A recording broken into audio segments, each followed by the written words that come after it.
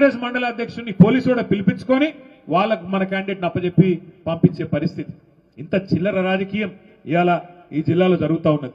పోనీ ఇదంతా ఒక దిక్కు అయిపోయింది. తర్వాత ఎలక్షన్లు అయినాయి. మనోళ్ళు మొక్కవోన్ ధైర్యంతో కొట్లాడినారు. నకరేకల్ నియోజకవర్గం చినకాపర్తి అనే గ్రామంలో మనకు పడ్డ ఓట్లను, మరి అధికారులకు ఏమైందో నాకు తెలియదు, మనకు పడ్డ ఓట్లను అవి కలిపితే మనం గెలిచిపోతాం. అవి పక్కకు బారేసి పక్కన మోరులో దొరికినాయి. మన లింగయ్య గారు పోయి, చిరుమర్తి లింగయ్య గారు కొట్లాడి అట్లెట్లా మీరు లెక్క పెట్టారని గొడవ చేస్తే అది మొత్తం రాష్ట్రం దృష్టికి వచ్చింది. అట్లాగే ఇక్కడ రాఘవాపురం గాని, వాసాల మరి గాని మీ యాదాద్రి భువనగిరి జిల్లాలో గెలిచిన వాళ్ళని కావాలని ఇవాళ దగ్గర రాష్ట్రం మొత్తం నిన్న కూర్చొని లెక్క తీసినాం మన పార్టీ ఆఫీసులో. రాష్ట్రం మొత్తం ఒక 100-150 గ్రామాలు ఇట్లున్నాయి. మనం గెలిచినాక కూడా కావాలని రీకౌంటింగ్ పెట్టి దొంగతనంతోని, అధికార బలంతోని, అధికార దుర్వినియోగంతో గెలిచిన ఒక 100-150 గ్రామాలున్నాయి. ఒక్కటి కూడా వదిలిపెట్టాం. కోర్టుకు పోతాం. తప్పకుండా గెలిచి వచ్చేదాకా మీకోసం కొట్లాడతామని చెప్పి కూడా నేను విజ్ఞప్తి చేస్తా ఉన్నా. మనం ఎమ్మెల్యేలనే ఇడిచిపెట్టలేదు. మన పార్టీ వదిలిపెట్టి 10 మంది ఎమ్మెల్యేలు పోయి కాంగ్రెస్ పార్టీలో చేరినారు. నిన్న మీరు చూసే ఉంటారు. స్పీకర్ గారికి కనబడతలేదంట. ఏది ఎమ్మెల్యేలు సిగ్గు లేకుండా వాళ్ళే చెప్పుకున్నారు. మీరు చూసే ఉంటారు. ఇక మీ పక్కనే ఉంటుంది నియోజకవర్గం, ఎక్కువ దూరం లేదు, ఇటుకెళ్ళి ఒక 30-40 కిలోమీటర్లు స్టేషన్ గన్పూర్. కడియం శ్రీహరి గారు ఆయన్నే చెప్పుకుంటున్నాడు, నేను అభివృద్ధి కోసం కాంగ్రెస్ లో చేరినా అని ఉపన్యాసాలు ఇచ్చిండు మైకులలో. కానీ స్పీకర్ కనబడతలేదంట. వినబడతలేదంట. అంటే ఎంత గలీజు, ఎంత వికృతమైన రాజకీయం అంటే, స్పీకర్ గారేమో ముఖ్యమంత్రి ఏం చెప్తే అది ఆయన చేస్తా ఉన్నాడు.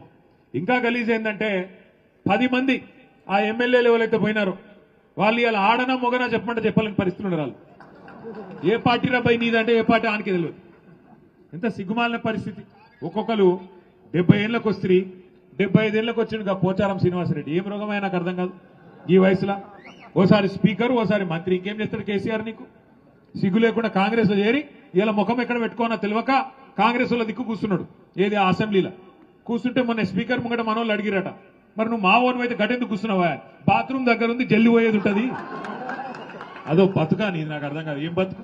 ఇంతకాలం 70 ఏళ్ళు సంపాదించిన పేరంతా నాశనం చేసుకుంటే రేవంత్ రెడ్డి సంకల చేరి ఎందుకు ఆ బతుకు? నాకు అర్థం కాదు. చచ్చిపోయింది న్యాయం కాదు దానికంటే. ఎందుకు ఆ బతుకు? 10 మంది ఎమ్మెల్యేలు ఏం బతుకది? గబ్బిలాలు కదా సూరు పట్టుకొని వెళ్ళాడినట్టు అక్కడికి పొగ పెడుతుంటే సి అని కొడుతుంటే ఏ పార్టీ చెప్పుకోలేని పరిస్థితి. ఓ పెద్ద పెద్ద మాటలు చెప్తాడు కడియం శ్రీహరి. ఏదో కడియం అంటే కమిట్మెంట్, క్యారెక్టరా కాకరకాయన ఆయన చెప్తున్నాడు. నేను చూస్తున్నా, ఆడ పోతున్నప్పుడు చూస్తున్నా వరంగల్. కమిట్మెంట్ అడు. ఏం కమిట్మెంట్? ఏమిటిది? ఏ పార్టీలు ఉన్నాయా అంటే అతి తెలివి. యా పార్టీలు ఉండాలో ఆ పార్టీలనే ఉన్నాడు. ఎట్లుంటుందంటే ఇప్పుడు మీ కొడుకో బిడ్డనే ఉంటారు. ఇక ఇంటికి రాలేదు, ఆలస్యమైంది, లేటుగా అవుతుంది, రాత్రి 9 అవుతుంది, 10 అవుతుంది, సలిపూట, ఏడున్నాడు పిల్లగాడని నువ్వు ఫోన్ చేస్తావు అనుకో. ఏడున్నారా కొడుక అంటే 7 ఉండాలనో గాడినే ఉన్నా అన్నాడు అనుకో. ఏమనిపిస్తుంది? నీకు దౌడమికలు ఒకటి సంపబుద్ధి కాదు. ఒక గట్లే ఉన్నది కత్తియాల. మన పాటలకి వెళ్ళి పోయిన లేదు. ఇలా నకరాలు కాకపోతే నాకు అర్థం కాదు. ఓ రేవంత్ రెడ్డి ఉండేది 3 ఫీట్లు కానీ 30 ఫీట్లు డైలాగులు కొడతాడు. ఓహో ఆహా ఏదో పెద్ద గెలిచినా పీకినా అడ్డిమారి గుడ్డి దెబ్బల ముఖ్యమంత్రి అయినావు. మాకు తెలియదా? నీకు తెలియదా?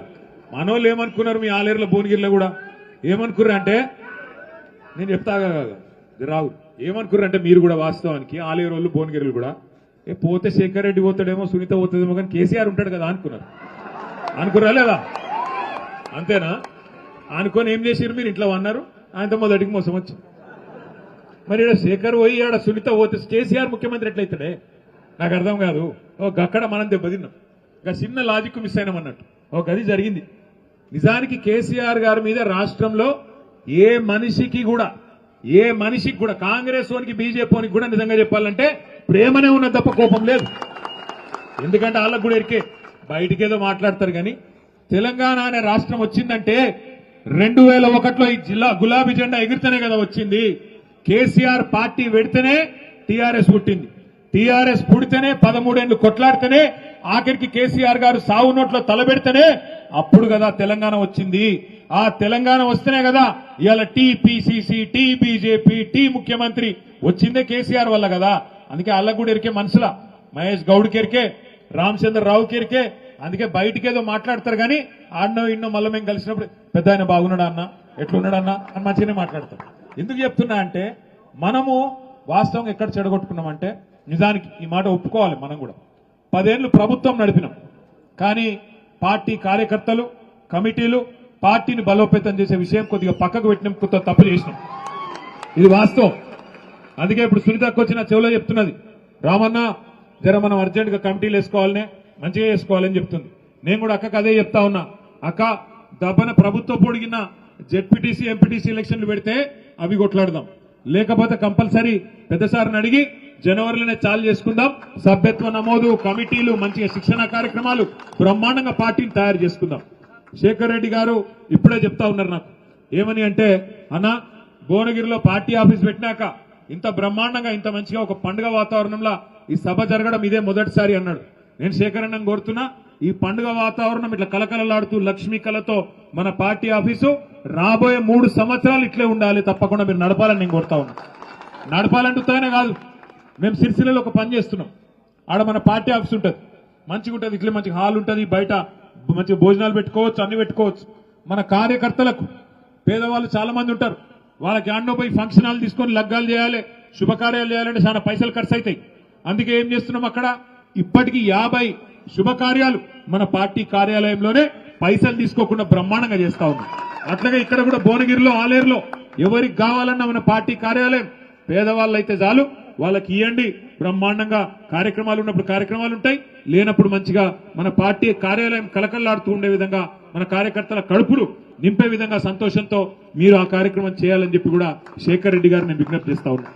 ఇంకొక మాట కూడా నేను మిమ్మల్ని కోరుతా ఉన్నా, ఇవాళ నిజానికి మన ఓటమి 2023 డిసెంబర్లో మనని ఎవడో బయట ఓడగొట్టలే, కాంగ్రెస్ ఓడో బీజేపీ ఓడో ఓడగొట్టలే, మనది మనమే ఓడగొట్టుకున్నాం. వాస్తవం చెప్పాలంటే పట్టించుకోక మన సర్పంచులు, మన ఎంపీటీసీలకు ఉండే సమస్యలు మన నాయకులు మనం చూసుకోక, వాళ్లకు రావాల్సిన బిల్లులు ఇప్పియక, అక్కడ కొంత పట్టించుకున్నట్టు వ్యవహారం చేయడం వల్లనే